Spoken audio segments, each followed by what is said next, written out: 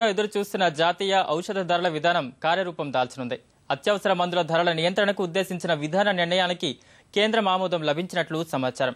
రైళ్లు అనుసంధానం, ప్రాజెక్టుల సామర్థ్యం పెంపునకు ప్రైవేట్ భాగస్వామ్యానికి అవకాశం కల్పిస్తూ ఆర్థిక వ్యవహారాల కేబినెట్ కమిటీ CCEA ఆమోదముద్ర వేసింది. భారతీయ ఔషధ పరిశ్రమ అభివృద్ధికి దోహదపడేలా పరిశోధనలకు తగిన అవకాశాలు కల్పించాలని ప్రభుత్వం యోచిస్తున్నట్లు తెలుస్తోంది. ఔషధ ధరల నియంత్రణ విధానం ఖరారు కోసం సుప్రీంకోర్టు నవంబర్ 27 వరకు తుది గడువు విధించింది. ఈ నేపథ్యంలో కేంద్ర వ్యవసాయ శాఖ మంత్రి శరద్ పవార్ నేతృత్వంలో ఏర్పాటైన మంత్రివర్గ ఉపసంఘం విధి విధానాలు చర్చించింది. ఈ విధానాలపై మంత్రివర్గం ఆమోదం తెలిపినట్లు సమాచారం. విపణిలో 1% కంటే ఎక్కువ వ్యాపార పరిమాణం ఉన్న బ్రాండెడ్ సంస్థలు తయారు చేసే ఔషధాలు ఖచ్చితమైన ధర నిర్ణయించేందుకు మంత్రివర్గం పచ్చజెండా ఊపినట్లు తెలుస్తోంది. ఈ విధానంతో 348 రకాల ఔషధాలు తక్కువ ధరకే లభించనున్నాయి.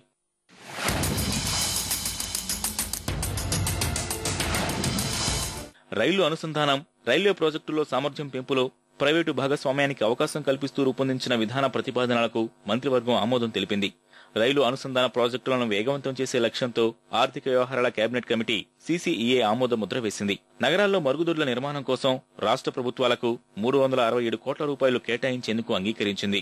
2500 గిరిజన ప్రాంతాల రహదారుల అనుసంధానానికి 5929 కోట్ల కేటాయింపునకు మంత్రివర్గం అంగీకరించింది.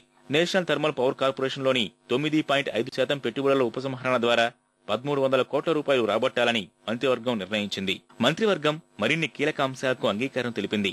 దేశవ్యాప్తంగా ఉన్న 155,000 తపాలా కార్యాలయాల ఆధునీకరణ కోసం 4,099 కోట్ల రూపాయల కేటాయింపు, బహిరంగ విపణిలో గోధుమల ధర తగ్గింపు, పెట్రోల్లో 5% ఇథనాల్ కలిపేందుకు మంత్రివర్గం అంగీకరించింది.